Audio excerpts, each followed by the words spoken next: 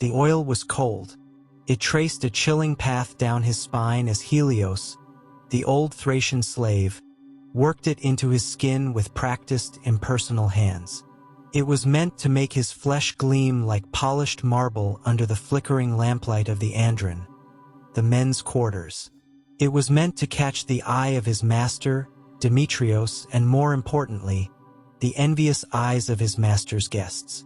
But to Lykon, it felt like a final layer of lacquer on a statue, a beautiful object devoid of life, prepared for display. He stared at his reflection in the burnished bronze mirror, a face that was no longer his own. The boy from Samos was buried deep beneath this Athenian mask, a creature of perfumed oils, fine linen, and gilded chains. Tonight he would be art. Tonight he would be music. Tonight he would be whatever Demetrios commanded. And as Helios fastened the delicate gold armbands, their cool weight a familiar manacle, Lykon had to fight the phantom sensation of a different weight in his hand. The solid, reassuring heft of a sculptor's hammer, and the ghost of marble dust under his fingernails. That was the man he was supposed to be. This perfect, hollow shell was the thing he had become. The air in the Andrōn was thick with the scent of wine, roasted meat, and the heady perfume of jasmine worn by the other attendants. Lykon stood near the colonnade, a kithera resting in the crook of his arm, its polished wood smooth against his oiled skin. He was a silent fixture, part of the room's opulent decoration, his eyes downcast but his ears taking in everything. This was the world of Demetrios of Paeania, a man whose voice could sway the assembly and whose wealth could fund a trireme. His villa, nestled on the slopes of Mount Hymettus, was a testament to that power.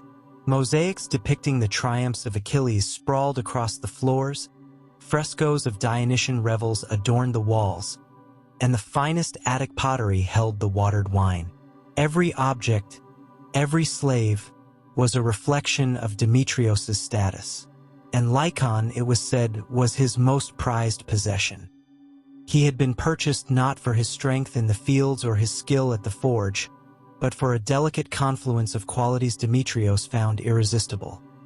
A handsome face that held a sculptor's sensitivity, a quick mind that could grasp philosophy, and a spirit that, despite everything, had not entirely broken. Demetrios did not want a mindless bed slave. He wanted a companion who could elevate his own image, a living, breathing piece of art. Tonight's symposium was a gathering of Athens' most influential men. There was Aristophanes, the playwright, his eyes sharp and cynical, already composing satirical barbs in his head. There was Critias, his cousin Plato's uncle, a man whose aristocratic sneer promised future tyranny. And there were generals, merchants, and landowners, all reclining on their clini, their voices a low rumble of politics, war, and gossip. Lykon's gaze drifted past them, to the entrance of the courtyard. He saw her for a fleeting moment, Kallisto, the wife of Demetrios. She stood in the shadows, a ghost at the feast, her face a mask of serene duty. As the lady of the oikos, she was forbidden from the symposium, yet she always watched for a moment from a distance. Her eyes, however, were not on her husband. They were fixed on Lykon, and in their depths he saw no serenity. He saw a cold, simmering hatred that was more terrifying than any master's whip. He was the living symbol of her husband's infidelity, a beautiful boy who shared the intimacy she was denied, a drain on the inheritance of her sons. She was the mistress of the house, but he was the master's favorite. It was a silent, undeclared war fought in the corridors of the villa. Lykon, Demetrios's voice cut through the hum. It was not loud, but it carried an authority that silenced the room. Every eye turned to him. Lykon took a breath, pushed away the ghost of Kallisto's glare, and stepped into the center of the room. The lamplight was warm on his skin now. He was on display. "My friends," Demetrios announced, a lazy smile playing on his lips as he gestured with his wine cup. "You speak of the Peloponnesian War, of Spartan brutishness and Athenian glory. But what is glory without beauty? What is victory without the art that remembers it? The Spartans can forge shields, but can they inspire a song that will make the gods weep?" He looked at Lykon, a look of intense ownership in his eyes. "Sing for us, boy. Sing of loss. Remind these men of what we fight to protect, and what our enemies can never possess. Sing of loss." The command was a cruel irony. Demetrios knew his story. He had purchased it along with his body in the slave market. To sing of loss was to flay himself open for the entertainment of these powerful men. He brought the kithara to his chest, his fingers finding the familiar strings. He had been trained by the finest tutors Demetrios could hire, his natural talent for music honed into a breathtaking skill. He closed his eyes, shutting out the faces of the men who saw him as little more than a diversion. He did not sing of Athenian glory or the abstract concept of war. He let his mind drift back, past the years of servitude, past the horror of the slave block, to a sun-drenched courtyard in Samos. He remembered the crisp tink-tink-tink of his father's chisel against Parian marble. He remembered the scent of the sea breeze mingling with the dust of the stone. He remembered his mother's voice, humming a lullaby from the islands, a simple, mournful tune. That was the melody he chose. His voice, a clear and haunting tenor, filled the room. It was a song of the sea, of fishermen lost in a squall, of wives waiting on the shore, of a home that was there one day and gone the next. He poured every ounce of his own buried grief into the notes. The yearning for his father's workshop, the ache for his mother's embrace, the terror of the day the ships came. When the last note faded, there was a profound silence in the Andrōn. The boisterous men were stilled. Even the cynical Aristophanes looked thoughtful, his gaze distant. Critias' sneer had softened into something resembling contemplation. Demetrios' smile was triumphant. He had not just commanded a song. He had orchestrated an emotion. He had used Lykon's pain as an instrument to captivate his guests. "You see," Demetrios said softly, his voice filled with pride. "That is Athens. Even our sorrows are beautiful." Lykon opened his eyes. He saw the admiration on their faces, but it brought him no comfort. They were not admiring him, the person. They were admiring a performance. They had consumed his tragedy like a fine wine and found it pleasing to the palate. He stepped back into the shadows, his heart a cold, heavy stone in his chest. The gilded cage was never more secure than when it was being praised for its beauty. His duty for the evening was not over. Later, when the guests had stumbled home and the slaves had cleared the remnants of the feast, he would be summoned to Demetrios' chamber. The performance would continue, but without an audience. And in the darkness, there would be no music to hide the sound of his silent weeping. Before the scent of jasmine and olive oil, there was the smell of sea salt and marble dust. Before the gilded armbands, there were chalices on his palms. Before the forced smiles at symposia, there was the genuine, sweat-soaked satisfaction of a hard day's work in his father's studio. Lykon was born of Samos, an island of green vineyards and white shores, a place that had given the world Pythagoras and was famed for its engineering and sculpture. His father, Polydorus, was not one of the island's most famous sculptors, but he was one of its most respected. His statues of Hera, the island's patron goddess, were said to capture not just her divine majesty, but her fierce, almost human jealousy. He worked magic in stone. From the time he could walk, Lykon had lived in the world of his father's craft. He didn't play with knucklebones like the other boys. He played with discarded chips of marble, feeling their cool, grainy texture. His first lessons were not in letters, but in learning the language of the stone, how to read the faint, dark veins in a block of Parian white, how to anticipate the fault line that could ruin weeks of work with one misplaced blow. The statue is already inside the marble Lykon, Polydorus would say, his own large, gentle hands guiding his sons. Our job is not to create it, but to release it. You must listen to the stone. It will tell you what it wants to become. Lykon was a natural. His hands, though small, were steady, and his eye was sharp.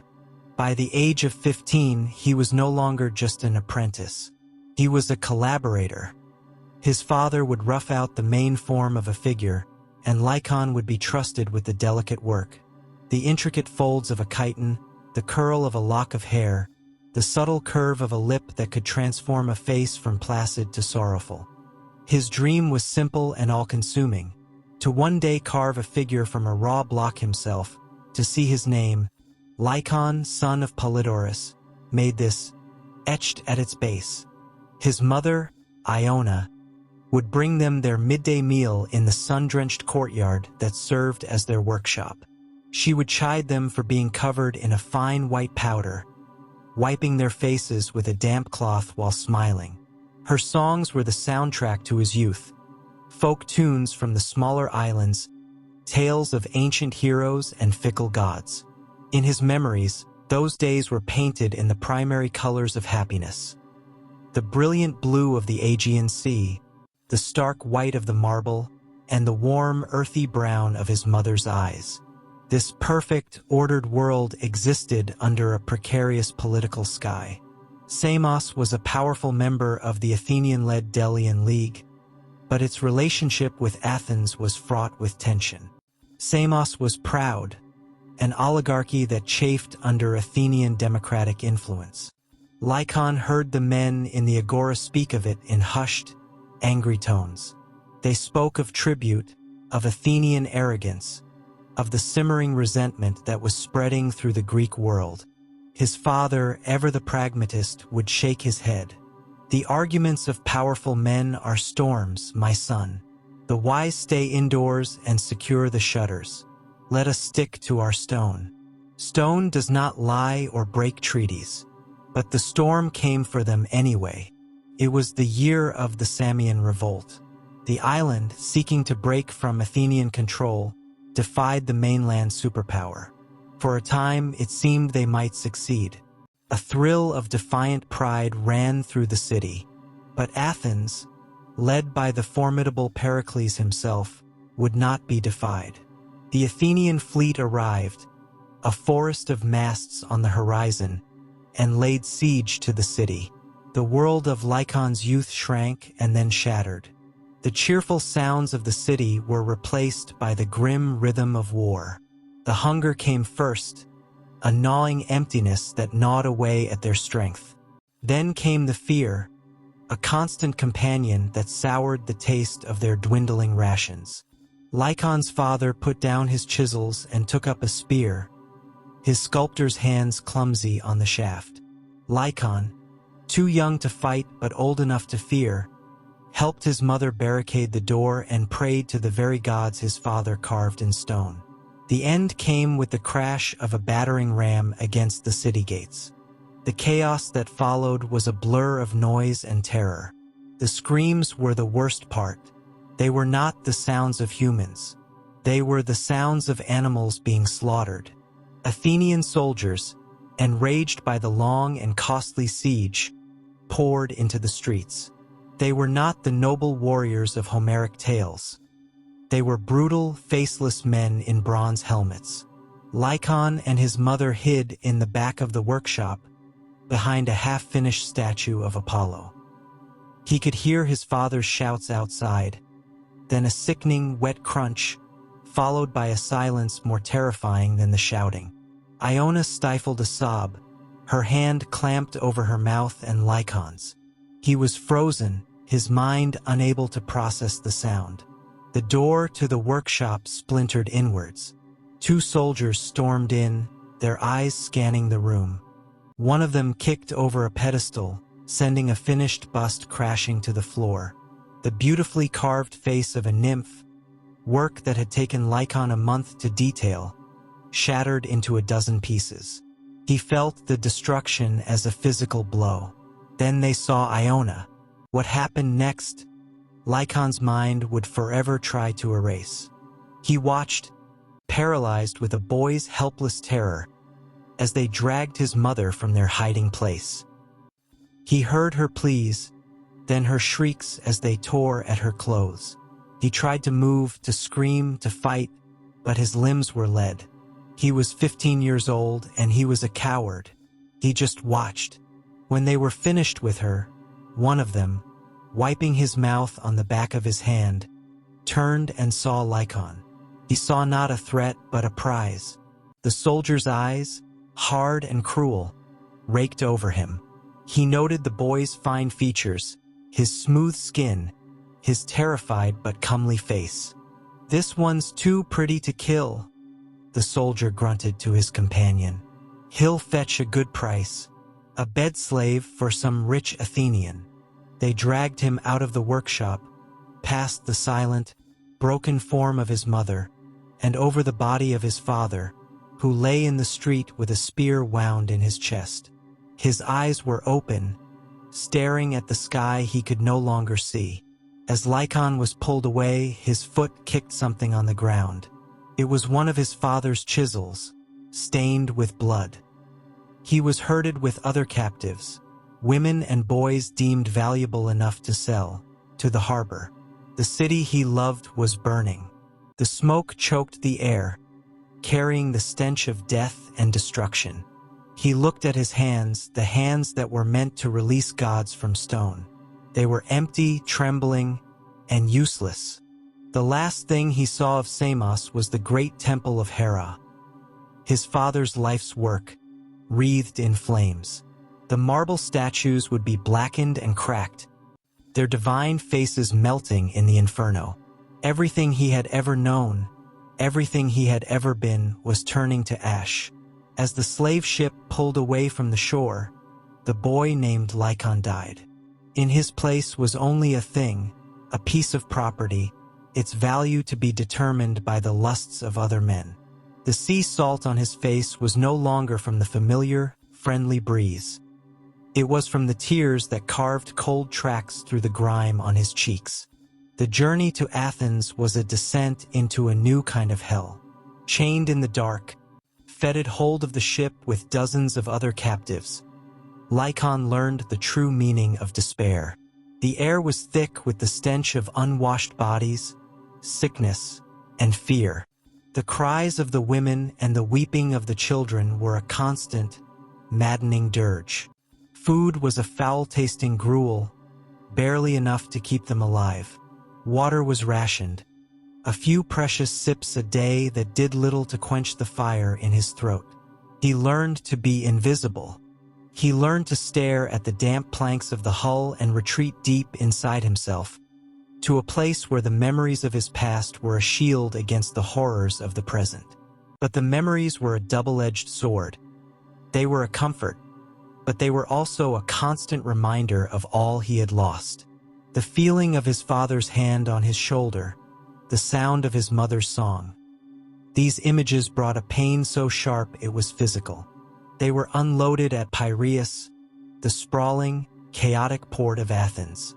Chained together in a long, shuffling line, they were marched through the crowded streets towards the city. The citizens of Athens, the very people who celebrated democracy and freedom, stared at them. Some looked on with pity, others with curiosity, but most with a casual indifference that was somehow the most painful of all. To them, the captives were not people. They were the spoils of war, living trophies of Athens' might. The slave market, located near the Agora, was a cacophony of human misery. It was an open, dusty square where auction blocks stood like altars to a cruel god. Slaves were stripped, prodded, and inspected like livestock. Their teeth were checked, their muscles felt, their scars noted. Lykon, along with the other prime captives, was washed and oiled before being put on display. The water was cold, the hands that scrubbed him were rough, and the entire process was a profound and systematic humiliation designed to strip away the last vestiges of his identity. He stood on the block, naked save for a small loincloth, a wooden tag hanging from his neck detailing his age, origin, and any known skills. Samiate, 15 years, literate, some skill in music, it read. It did not mention sculpture. That was a secret he buried deep inside. The auctioneer, a man with a booming voice and callous eyes, began his spiel. Look here, citizens of Athens, a fine specimen from rebellious Samos, young, healthy, and pleasing to the eye. Look at that face, the face of an Apollo.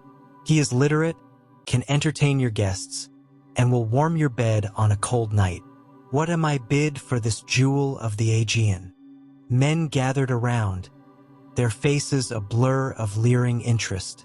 They discussed his features, his build, his potential uses, as if he were a vase or a piece of furniture. Lykon stared at a point in the distance, his body trembling, his mind a maelstrom of shame and rage. He felt 1,000 pairs of hands on him, 1,000 pairs of eyes violating him. He wished for the earth to swallow him whole. Then, a new figure pushed through the crowd. He was older than the others, perhaps 40, but carried himself with an air of immense authority. He was not dressed as a soldier, but his bearing was that of a commander. He wore a fine, deep blue chiton, and his dark beard was neatly trimmed. His face was intelligent, his eyes sharp and appraising. This was Demetrios. He did not inspect Lykon's body like the others. Instead, his gaze was fixed on Lykon's face. He seemed to look past the fear and shame, searching for something else. Lykon, against his will, met the man's eyes. For a split second, he let his true feelings surface. The defiance, the hatred, the unbroken core of his spirit. He glared at this powerful Athenian, a silent accusation for what his people had done to Samos, to his family. A flicker of interest crossed Demetrios's face, a slight, almost imperceptible smile. He had seen it. He had seen the fire. He raised a hand, silencing the auctioneer's patter. 2,000 drachmas, Demetrios said, his voice calm and clear. A hush fell over the crowd. It was an exorbitant price for an unskilled boy, more than one might pay for a team of oxen or a master craftsman. It was a statement. No one dared to bid against him. The auctioneer, stunned but delighted, quickly sealed the sale. Sold to the Honorable Demetrios of Paeania. Lykon was pulled from the block and shoved towards his new master. A collar was locked around his neck, the chain held by one of Demetrios's attendants. He was property now, branded by a price. Demetrios came closer, his intense gaze studying Lykon's face. He reached out and tilted Lykon's chin up with a single finger. The touch was not brutal, but it was possessive. It was the touch of a man examining a new acquisition. "You have fire in your eyes, boy," Demetrios said, his voice low enough that only Lykon could hear. "I admire that, but fire must be controlled. If it is not, it consumes itself and everything around it. I will teach you control. I will teach you to burn for me, and only for me. You will be clay in my hands, and I will mold you into something magnificent." The molding began immediately. He was taken to Demetrios's villa, a world of bewildering luxury that felt more oppressive than the slave ship's hold. He was stripped of his rags and given fine tunics. He was fed delicate foods he could barely stomach. He was assigned to Helios, the senior slave whose job it was to oversee Demetrios's personal attendants. Helios, a man whose spirit had been worn smooth by decades of servitude, became his reluctant teacher. Forget the boy you were, Helios advised him one evening, his voice a dry whisper. He is dead. The sooner you accept that, the easier your life will be. You are not a person anymore. You are a reflection of the Master. His pleasure is your purpose. His anger is your annihilation. Learn what pleases him. Learn to anticipate his moods. Fight him and he will break you. Serve him well, and you will live in comfort. It is the only choice you have. The first few weeks were a battle of wills. Lykon resisted. He was sullen, silent, and defiant. He would accidentally spill wine. He would feign ignorance of commands. He would meet Demetrios's gaze with cold hatred. Demetrios was patient, with the patience of a hunter waiting for his prey to tire. He did not use the whip. His methods were more insidious. He would withhold food. He would have Lykon stand for hours in a courtyard under the hot sun. He would isolate him, allowing no one to speak to him for days on end, a psychological torment that was far worse than physical pain. The breaking point came one night. Demetrios summoned him to his private study. He gestured for Lykon to sit, a rare privilege. He began to speak to him not as a master to a slave, but as a teacher to a student. He spoke of art, of poetry, of the philosophies of Anaxagoras. He showed Lykon scrolls and praised the beauty of the lines. He discovered Lykon could not only read but had a keen mind.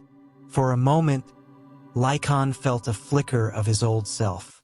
He forgot he was a slave and engaged in the conversation, his mind, starved for intellectual stimulation, coming alive.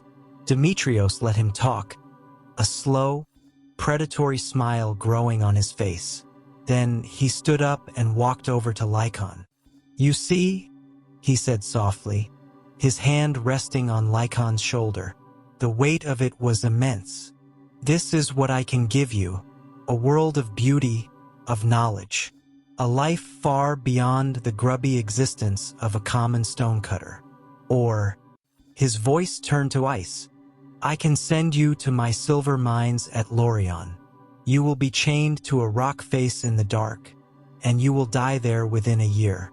The choice is yours. Will you be my companion, or will you be my refuse?" In that moment, Lykon understood. The cruelty was not just in the punishment, but in the kindness. The kindness was the true weapon. It was the tool Demetrios used to chip away at his soul, to make him compliant, to make him dependent. The choice was an illusion.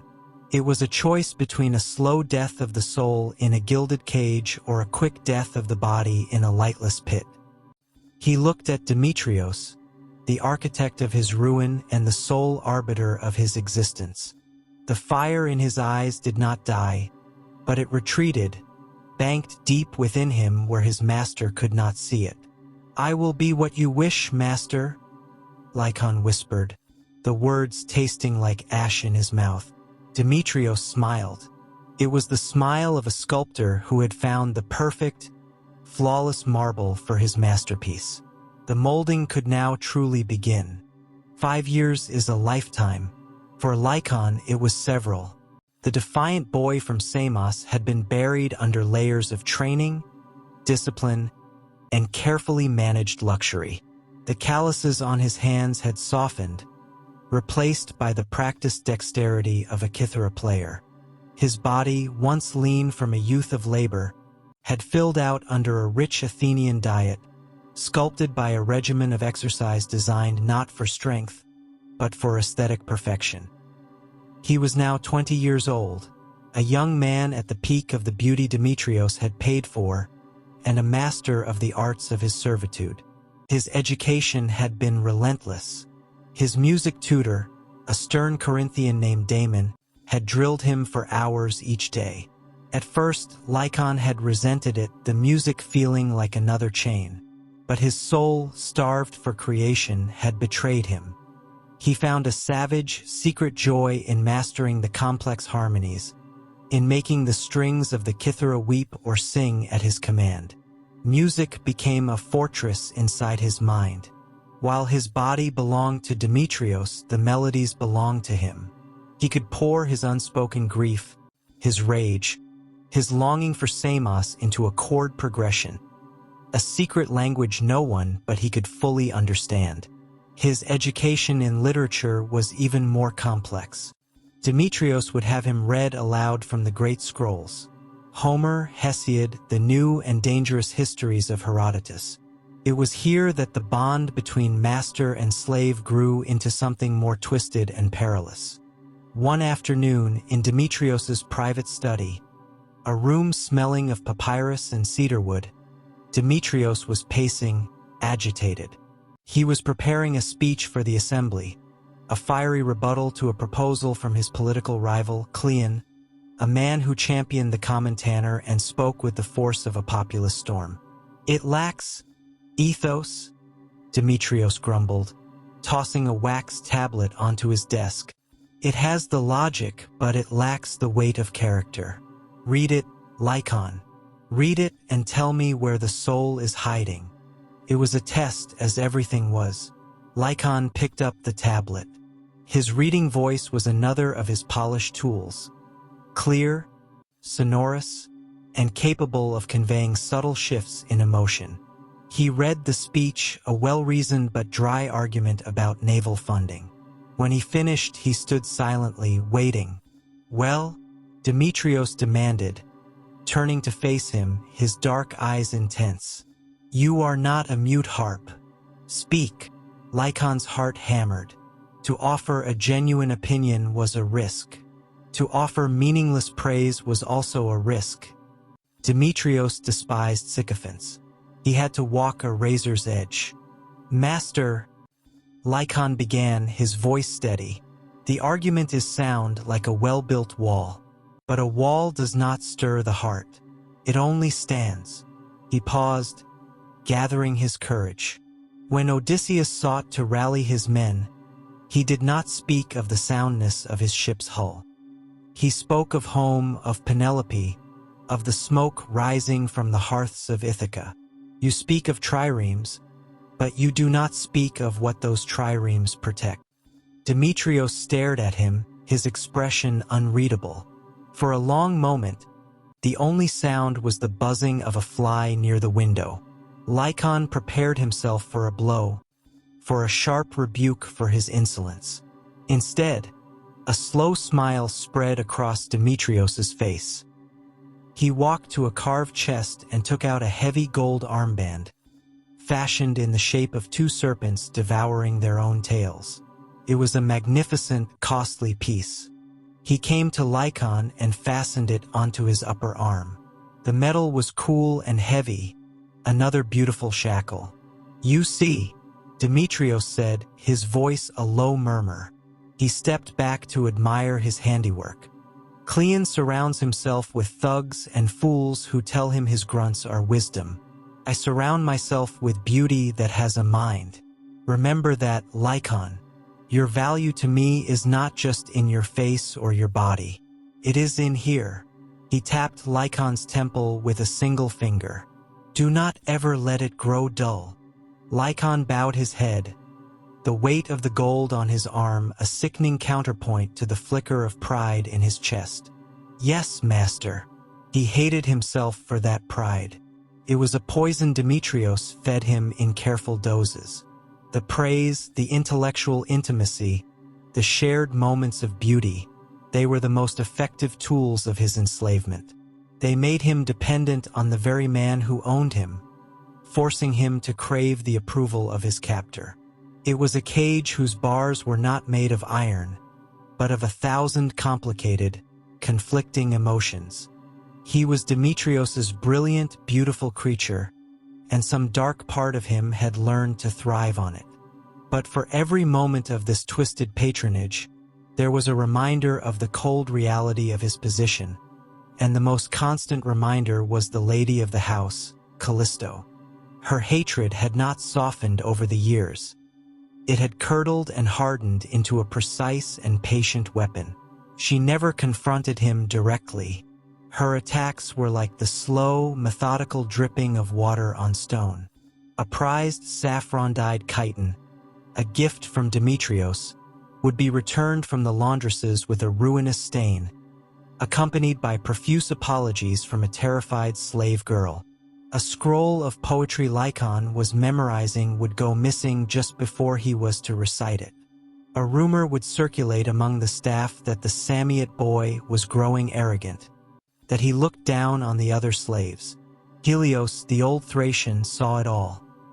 He had become Lykon's reluctant guardian, his own survival tied to the well-being of the master's favorite. "You must be more careful," Helios warned him one evening as he prepared Lykon for a symposium. He was rubbing oil into Lykon's shoulders, his hands as dry and rustling as old leaves. "The mistress watches you. She is like the spider in the corner of the loom. She is quiet, and you may forget she is there, but she is always weaving." "What am I to do?" Lykon asked, his voice tight with frustration. "She is the master's wife. And you," Helios said, his voice dropping to a whisper, "are the master's pleasure. In this house, that is a kind of power, but it is a fleeting power.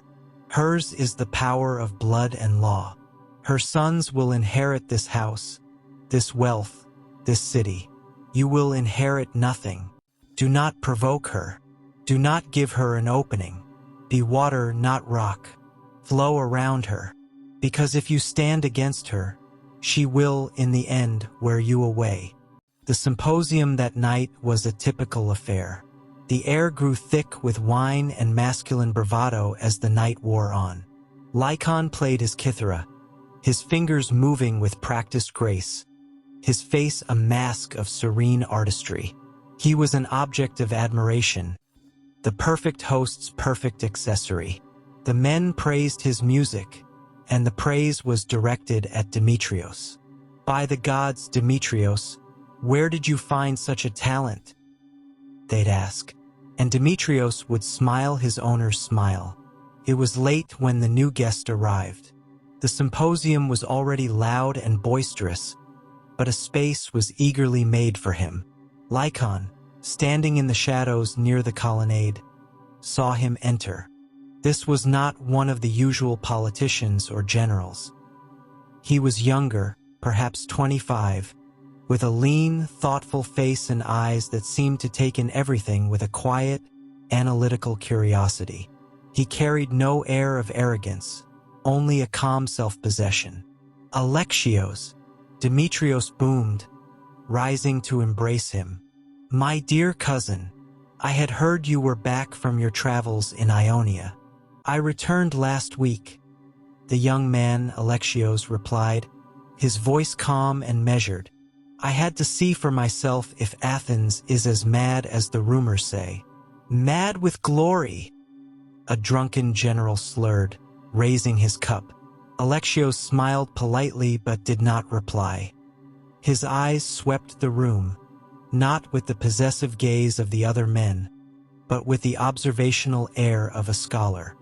His gaze passed over the silver, the pottery, the frescoes, and then it settled on Lykon. For the first time in 5 years, Lykon felt himself being looked at by a guest in a way that was entirely new. There was no lust in Alexios's eyes, no calculation of his monetary value, no assessment of him as a decorative object. There was only interest, a genuine human curiosity. Alexios's eyes met Lykon's, and he gave a slight, respectful nod, as one free man might greet another. The small gesture struck Lykon with the force of a physical blow. He was so accustomed to being an object that this simple acknowledgement of his personhood felt shocking and deeply dangerous. He quickly lowered his gaze, his heart pounding. Later in the evening, Demetrios, flush with wine and pride, called Lykon forward again. "Sing for us, boy. Sing something of the islands. My cousin has just returned from that part of the world. Give him a taste of what he has left behind." Lykon's hands felt cold on the kithara. Singing a song of the islands was always a painful exercise, but to do it now in front of this man, Alexios, felt different. He chose a simple, haunting folk song from his childhood. It was a song his mother used to hum, a lament for a sailor lost at sea, his lover waiting on the shore until she turned to stone. He closed his eyes and let the grief he always kept locked away bleed into the melody. When he finished, there was the usual applause and drunken praise. But as Lykon retreated to his place in the shadows, he looked at Alexios. The young philosopher was not applauding. He was watching Lykon, his expression one of profound, thoughtful sorrow. He had not just heard a beautiful song. He had heard the pain within it. He had listened not with an owner's ears, but with a poet's heart. The symposium ended soon after. As the guests were leaving, stumbling out into the cool night air, Alexios passed by Lykon station near the door. He paused for a moment. "That was a Samiot song, was it not?" Alexios asked quietly, his voice pitched so that only Lykon could hear. Lykon froze. No one had ever identified the specific origin of his songs. To them, it was all just island music. He could only nod, his throat tight. "The Lament of Thetis," Alexios continued, his eyes full of a strange compassion. "My tutor in Miletus was from Samos. He said they only sing that song when they have lost something that can never be recovered." Alexios held his gaze for another moment, a silent acknowledgement of a shared understanding of pain. Then he turned and followed the other guests out into the night. Lykon stood frozen, his kithara clutched in his hand. For 5 years, he had been a reflection, a performance, a beautiful echo in a hollow room. But in a few quiet words, this stranger, this cousin of his master, had looked past the polished surface and seen the shattered thing beneath. He had heard the true voice of the boy from Samos. It was the most terrifying glimmer of hope he had ever known. And like a man who has been in a dark cave for years, the sudden ray of light was blindingly, exquisitely painful. It did not promise freedom. It only illuminated, in brutal detail, the gilded bars of his cage. The friendship that grew between Lykon and Alexios was a fragile, secret thing, cultivated in stolen moments. It was a conversation in a quiet portico while Demetrios was at the assembly, a shared glance across the chaos of a symposium, a book of philosophy left by Alexios on a bench where he knew Lykon would find it. For Lykon, these moments were like learning to breathe again after years of holding his breath. Alexios did not treat him as a curiosity. He spoke to him of the ideas stirring in the philosophical schools of Athens, of Zeno's paradoxes and the automist theories of Democritus. He asked Lykon about Samiot engineering, about the lost techniques of his father's craft. He listened, truly listened, and in doing so, he began to piece back together the fragments of the man Lykon had been. The hope that had been a single, painful ray of light was now a small, warm flame Lykon cupped carefully in his hands, shielding it from the ever-present winds of the villa. But beyond the villa's walls, the winds were gathering into a storm. Athens was losing the war. The ambitious Sicilian expedition, which was meant to be the city's crowning achievement, had ended in a cataclysmic disaster. An entire Athenian army and fleet had been annihilated. The news fell upon the city like a death shroud, breeding panic, anger, and a desperate search for scapegoats. The democracy, once so confident, was now seen by many as weak and decadent, unequal to the task of fighting the disciplined Spartans. The air was thick with whispers of change, of the need for a stronger, more ruthless form of government.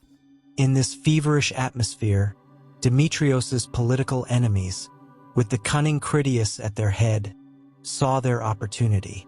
Demetrios, a staunch Democrat and a symbol of Periclean-era elegance, became a target, and Lykon, his beautiful foreign concubine, was the perfect weapon to use against him. The attacks began subtly, in the conversations in the Agora and the whispers between rows at the theater of Dionysus. Critias and his allies painted a picture of Demetrios as a man lost in Asiatic softness, a leader whose judgment was clouded by luxury and foreign influence. While our best men die in Sicily, Critias was heard to remark at a gathering, his voice carrying just enough for the right people to hear. Demetrios consoles himself with his Samiot trinket. He imports the very decadence from Ionia that has weakened our resolve. He listens to the whisperings of a slave boy instead of the counsel of true-born Athenians. The poison worked its way into the city's bloodstream. Demetrios, proud and defiant, reacted not by hiding Lykon, but by displaying him more prominently.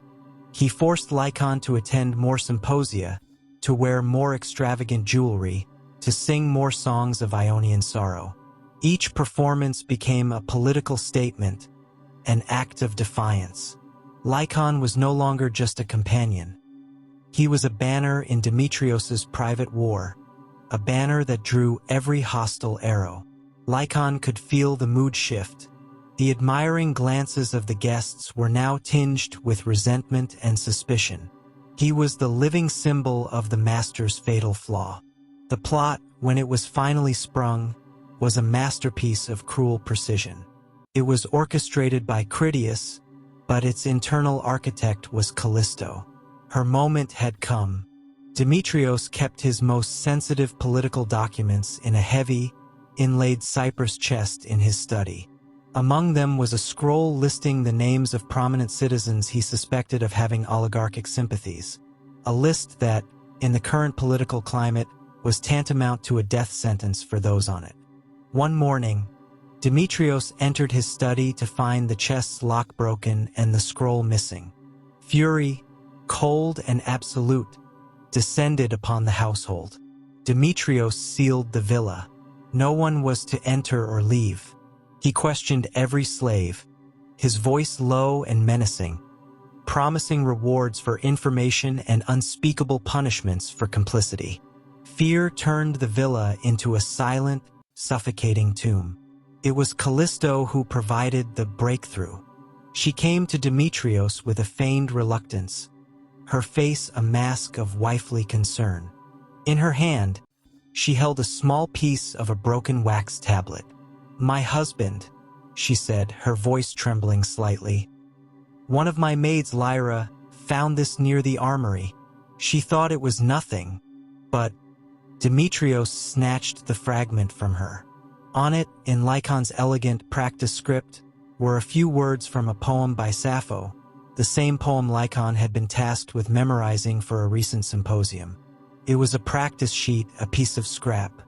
But the armory was directly adjacent to the study. The implication was clear. "Where is he?" Demetrios snarled. They found Lykon in his small, comfortable quarters, practicing the kithara, oblivious to the storm that had broken over his head.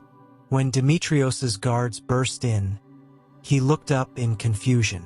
Demetrios strode into the room, his face a thundercloud. He held up the wax fragment. "Did you write this?" "Yes, master," Lykon said, his confusion turning to fear. "It is practice from...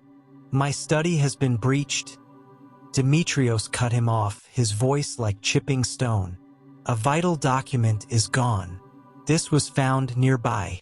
A document my enemies would pay a king's ransom for. Enemies like Critias, who I'm told finds you very interesting." The accusation hung in the air, monstrous and absurd. Lykon felt the floor drop away from him. "Master, I would never... I was nowhere near your study." "Weren't you?" Kallisto's voice slid into the room. She stood at the doorway, flanked by her maid, Lyra. "Lyra saw you, last night. You were seen slipping away from the symposium, in the direction of the study." Lyra, a woman whose loyalty to Kallisto was absolute, nodded meekly, her eyes downcast. "I did, my lady." I saw him. It was a lie, a perfect, damnable lie. Lykon had not left his station all night. But it was his word, a slave's word, against that of two others. Demetrios looked at Lykon, and in his master's eyes, Lykon saw the terrifying collision of affection and suspicion. Demetrios wanted to believe him, but the political pressure, the fear for his own survival, was a powerful corrosive. The seed of doubt planted by Critias had taken root. "I did not do this," Lykon whispered, his voice shaking. "Master, you know me. I know what I have made you," Demetrios said, his voice dangerously soft. "But I do not know what Samos made you. I do not know what secret hatreds you have nurtured all these years." He turned to his guards. "Lock him in the storerooms. He will speak to no one." Alexios, who had been confined to his own quarters, heard the commotion. When he learned of the accusation, he was filled with a cold fury. He knew Lykon. He knew the quiet dignity, the buried pain, the fundamental decency of the man. He went to Demetrios at once, finding him pacing in the study like a caged wolf. "You cannot believe this," Alexios implored him. "This is a frame. Critias has done this to ruin you, and he is using Lykon as the dagger. You know Lykon's character. I know that my political life is hanging by a thread," Demetrios roared, turning on him. "I know that boy has become a liability. Whether he is guilty or not is almost beside the point. The perception of his guilt is enough to destroy me. Critias has me in a vice." In that moment, Alexios saw the truth.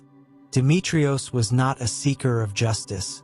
He was a politician trying to survive. He might even believe Lykon was innocent, but he was prepared to sacrifice him on the altar of his own ambition. Horrified, Alexios knew he had to act. He spent the day using his network of contacts, calling in favors with a desperate urgency. By nightfall, he had a plan. He bribed a guard to let him into the dark, wine-scented storeroom where Lykon was being held. Lykon looked up, his face pale in the lamplight, his eyes wide with despair. "Listen to me," Alexios whispered, his voice urgent. "There is no justice for you here. Demetrios is trapped. He will feed you to the wolves to save himself." He grabbed Lykon's arm. "But I have found a way. A Phoenician grain ship leaves from Piraeus on the tide before dawn. The captain is a man named Malchus. He owes me his life. He will hide you, take you to Rhodes. From there you can find passage back to the Ionian coast, perhaps to Miletus. You can be a free man, Lykon. You can start again." Alexios pressed a small, heavy leather purse into Lykon's hand. "This is all the coin I have. It should be enough."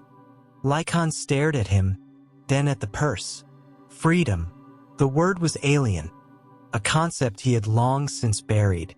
To be free, but to be hunted, to run, leaving the only world, however cruel, he had known for 5 years. To trust his life to a strange captain and the chaotic tides of the sea. It was a terrifying leap into a black abyss. But what was the alternative? The slow, agonizing wait for a verdict from a master who no longer trusted him. A verdict that would surely be his doom. The small flame of hope he had nurtured flared into a desperate, roaring fire. "I will do it," Lykon breathed. "Good," Alexios said. "The guard at the western gate is paid. He will let you slip out in the hour before dawn. Go directly to the harbor, Pier 7. Ask for Malchus. Tell him the son of Cleisthenes sent you." As Alexios slipped away, leaving Lykon alone in the darkness, another shadow detached itself from the deeper gloom of the wine cellar. It was Helios. The old Thracian slave had been there the whole time, hidden behind a row of massive amphorae, his heart pounding. He had heard everything. He was frozen by a conflict that tore at the very roots of his soul. He felt a genuine paternal affection for Lykon. He had watched the boy grow, had admired his resilience. The thought of his escape, of him finding freedom, brought a pang of joy, but it was followed by a wave of cold, pragmatic fear. He was a creature of the system, a survivor, and the system had rules. An escaped slave brought ruin not just upon himself, but upon the entire household. There would be investigations, punishments. Demetrios's rage would be boundless. He might have the entire slave staff tortured for information. Helios, as Lykon's direct overseer, would be the first to feel the whip or worse. Survival for Helios meant order. Alexios's plan was chaos. It was a noble, beautiful, and utterly insane risk that threatened to bring the whole house of cards crashing down on all of them. His feet, moving with a will of their own, carried him out of the cellar and up the stairs, his mind a maelstrom of regret and self-preservation. He did not go to Kallisto. He did not go to the guards. His loyalty, twisted and gnarled by 50 years of servitude, was to the master of the house, the center of his universe. He found Demetrios in his study, sitting in the dark, a cup of unwatered wine in his hand. "Master," Helios whispered from the doorway, his voice a dry rasp. Demetrios looked up, his eyes weary. "What is it, old man?" Helios stepped into the room. He did not look at his master. He stared at the floor, at the mosaic of Achilles dragging the body of Hector, a victor and his vanquished prize. "The boy," Helios said, each word an act of self-immolation. "He is planning to flee. Your cousin Alexios has arranged it." A Phoenician ship, before dawn. The silence that followed was the most terrible sound Helios had ever heard. Demetrios slowly placed his wine cup on the table. The small click echoed in the vast, silent room. He rose to his feet, a figure of immense, cold fury. The last flicker of doubt in his eyes was extinguished, replaced by the chilling certainty of betrayal. Outside, in the storeroom, Lykon clutched the small purse of coins, his heart soaring with a terrifying, impossible hope. He was unaware that the old slave he had come to see as a friend had just walked up the stairs and, with a few quiet words, had sealed his fate forever. The poisoned chalice had been offered, and now it would be drunk to the dregs. The hour before dawn was a liminal time, a space of gray shadows and hushed air. It was the hour Lykon had chosen for his flight to freedom. Clad in the simplest, darkest tunic he possessed, the leather purse tucked securely against his skin, he crept from the storeroom. The bribe guard was not at the western gate. A knot of cold dread tightened in Lykon's stomach. He pressed himself into the shadows of a colonnade, his heart hammering a frantic rhythm against his ribs.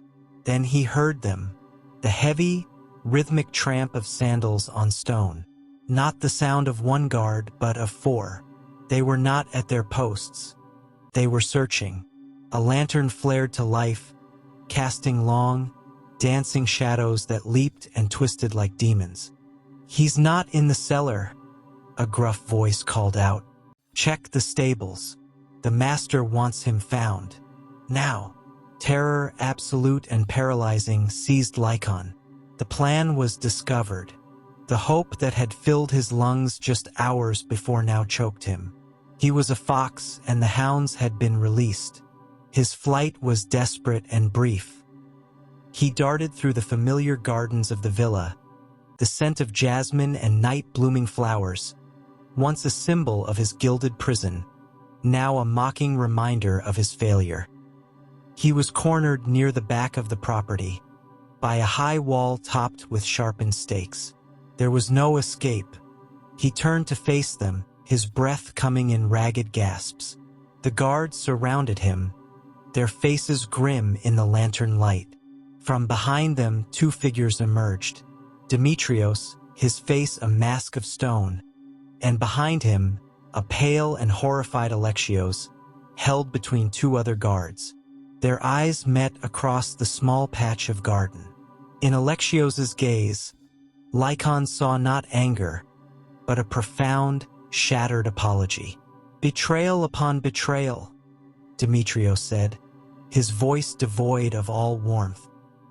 He looked from Alexios to Lykon, his eyes lingering on his once-favored slave with a look of chilling possessiveness. "Did you truly think you could steal from me, boy?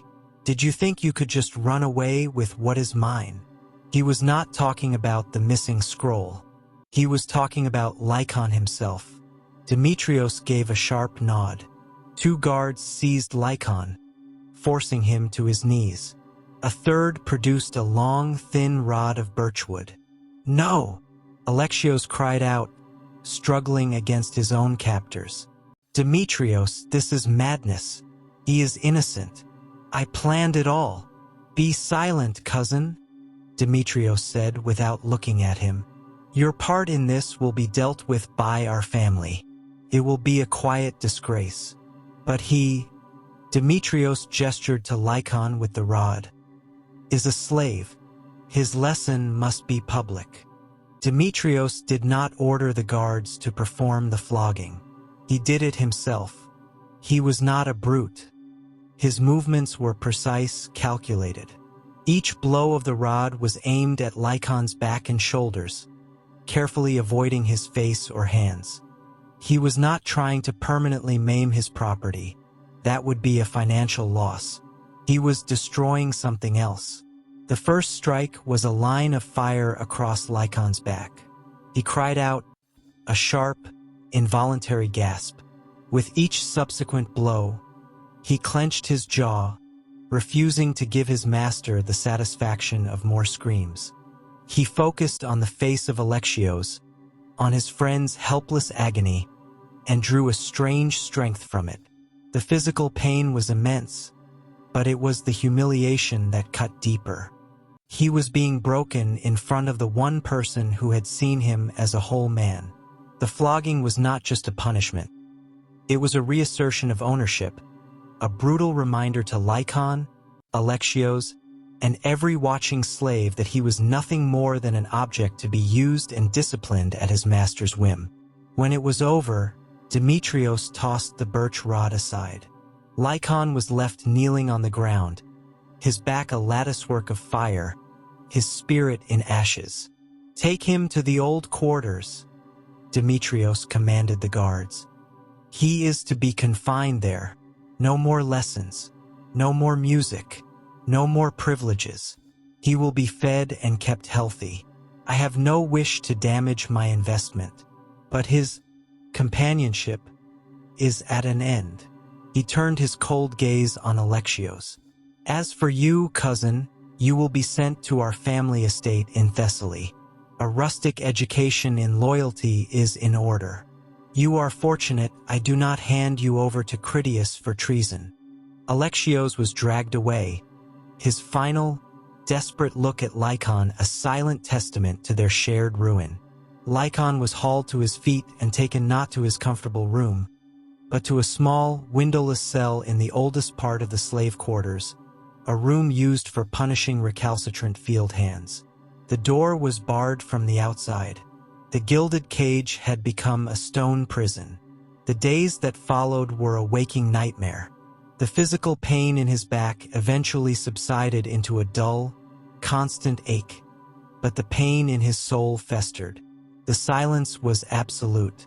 The intellectual stimulation, the music, the twisted but predictable routine of his life, all of it was gone. He was left with nothing but his thoughts, and his thoughts were vipers.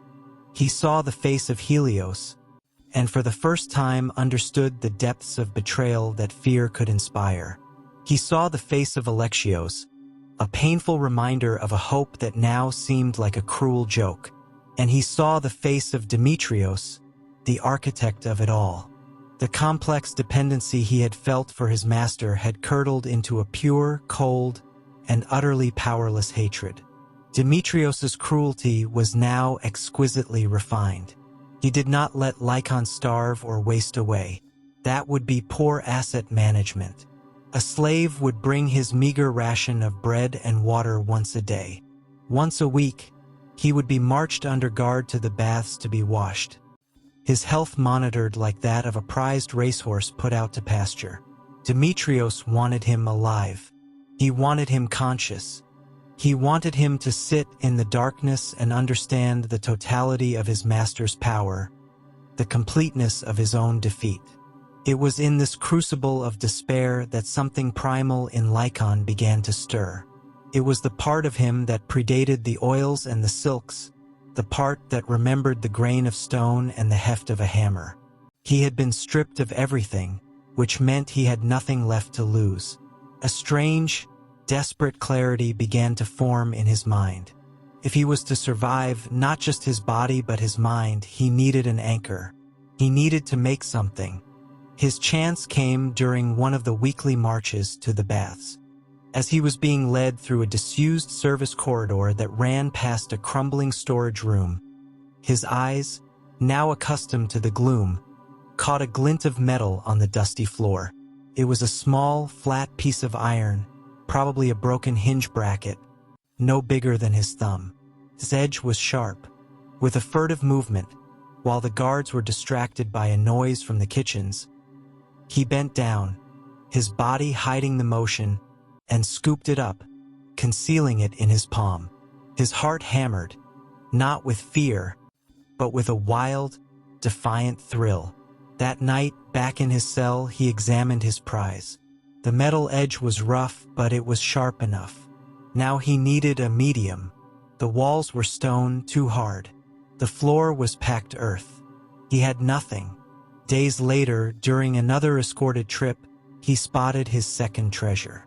Piled in the corner of that same forgotten storage room was a stack of discarded household goods. Among them was a small, lumpy block of off-white material.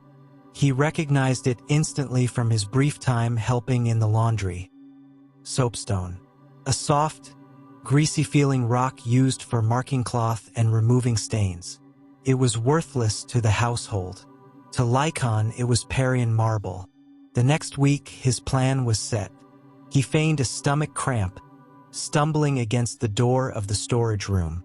As the guards cursed at him, he reached in, his fingers closing around the lump of soapstone, and secreted it within his tunic.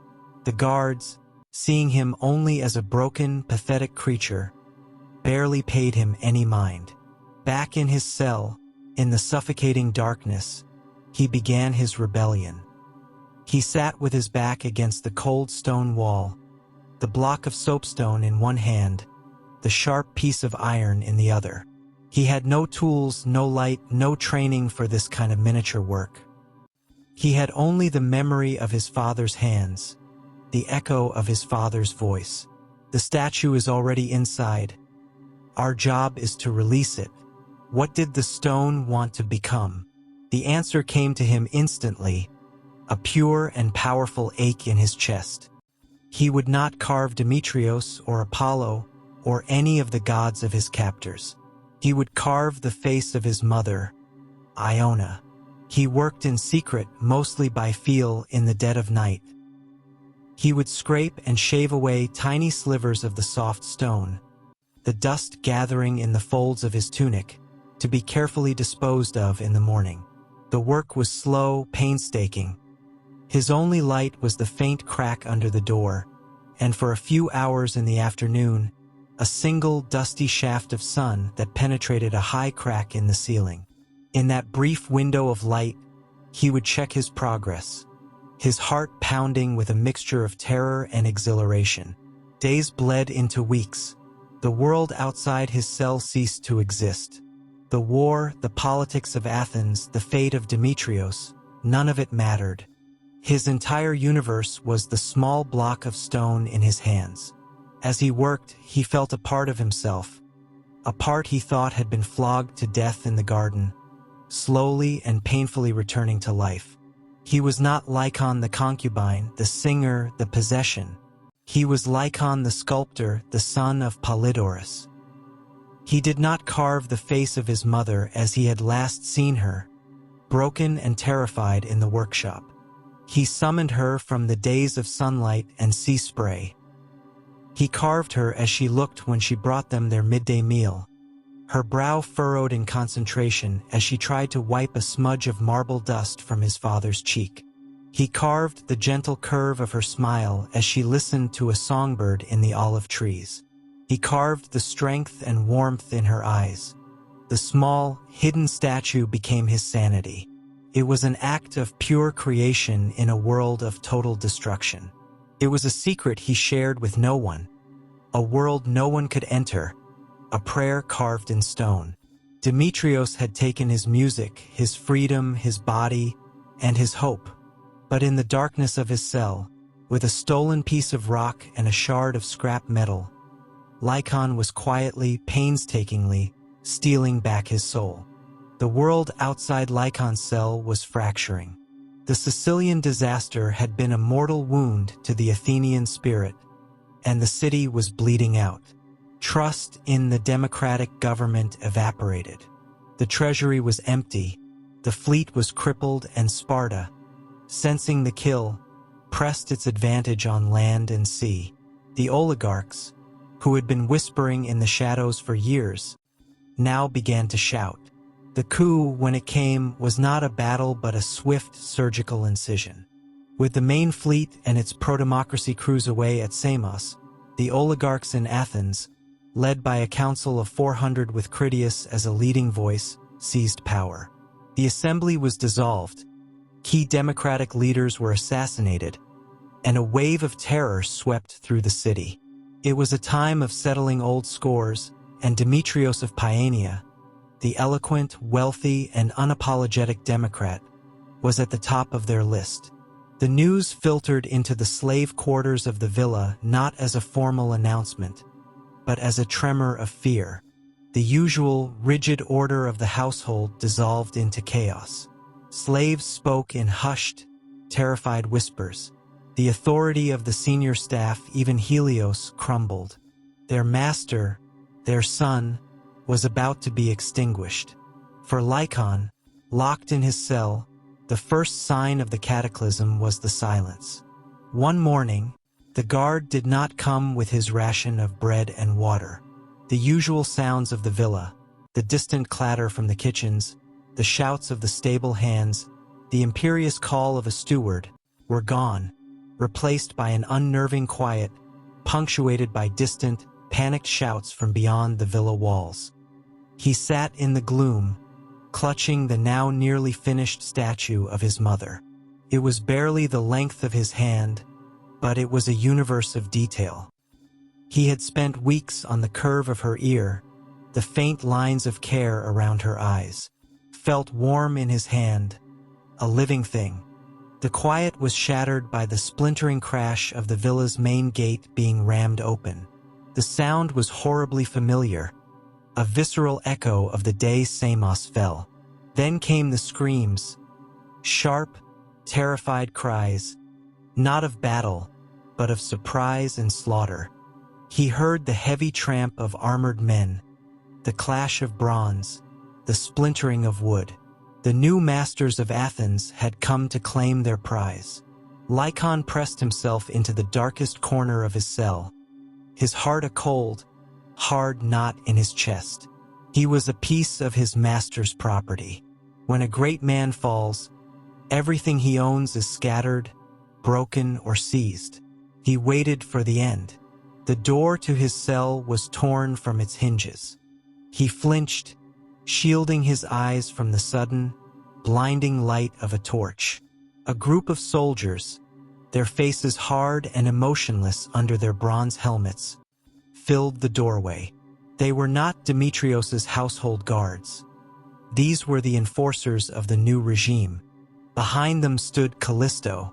She was no longer the tense, watchful spider in the corner. Power radiated from her. Her face, once a mask of strained serenity, was now set in lines of cold, triumphant command. She had made her choice, her bargain. She had cooperated with the new rulers, trading information about her husband's allies and assets for the safety of herself and her sons. She was a survivor, and she was now here to sweep the last remnants of her husband's world into the dustbin. Her eyes, gleaming in the torchlight, found Lykon cowering in the corner. For a moment, there was a flicker of surprise. She had likely assumed he was still living in comfort. Seeing him here, in a filthy cell, thin and clad in rags, gave her a visible jolt of satisfaction.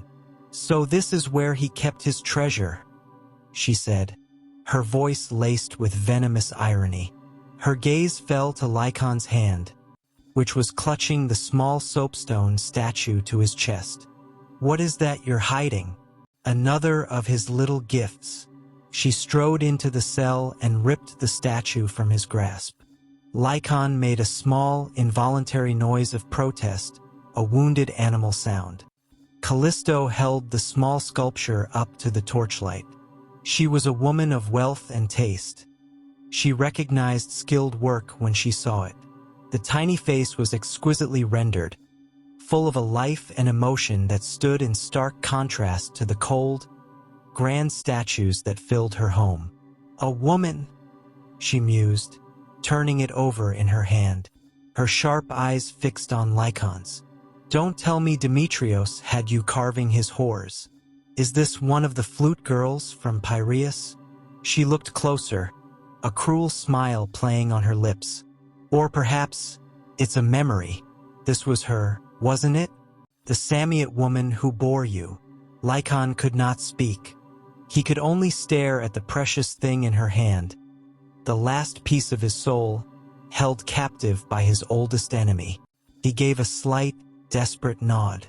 Kallisto's smile vanished, replaced by a look of pure, unadulterated hatred. This small statue was not just a piece of art. It was a symbol of the world Lykon came from, the life he had before Demetrios, a part of him that she and her husband had never owned. It was a final, infuriating testament to his resilience, and she would not abide it. "Now you have nothing," she snarled, her voice a low hiss. With a sharp, deliberate motion, she threw the statue down onto the stone floor. She ground it under her sandal, the soft stone crunching and disintegrating into a gritty powder. Lykon cried out, a raw, ragged sound of pure agony, as if his own bones were being broken. He stared at the gray dust on the floor, the scattered, meaningless fragments of his mother's face. Kallisto looked down at him, her chest rising and falling with the force of her victory. She had not just broken a statue. She had extinguished the last light in his world. She turned to the leader of the soldiers, a man with a scarred face and the dead eyes of a killer. "This is Lykon. He was my husband's most celebrated possession, a symbol of the decadence that brought Athens to ruin." Her voice was clear and cold. Critias himself said that such luxuries have no place in the new state. A fitting gift, I think, for the silver mines at Lorion. Let him see what real work is, what real suffering feels like. The soldier grunted in assent. The mines at Lorion were not a place of labor. They were a death sentence. It was where the city sent its murderers, its political enemies, and its most disposable slaves. No one came back. 2 soldiers hauled Lykon to his feet. He did not struggle. He felt hollowed out, a vessel scoured clean of everything. As they dragged him from the cell, past the triumphant Kallisto, his foot scuffed through the gray powder on the floor. The dust of his mother's statue mingled with the grime, an insignificant smear in a world of violence and betrayal. The fall of the Titan Demetrios was complete, but it was Lykon, his most prized and hated possession, who would pay the final price. The march to Lorion was a journey through the circles of hell. Lykon was chained in a long coffle with dozens of other men. Disgraced politicians with soft hands, captured enemy soldiers with defiant eyes, and slaves like himself who were simply on the losing side of a shift in power. They were prodded by guards with spears, their backs burned by the relentless Attic sun. The verdant slopes of Mount Hymettus and the opulent villas of the wealthy gave way to a barren, dusty landscape, scarred and pitted by generations of mining. The air itself changed. It grew thin and sharp, tasting of metal and despair. The closer they got to the mines, the more the world seemed to lose its color, bleached into shades of gray and ochre. The men around Lykon wept, or cursed, or lapsed into a stony silence. Lykon was already silent.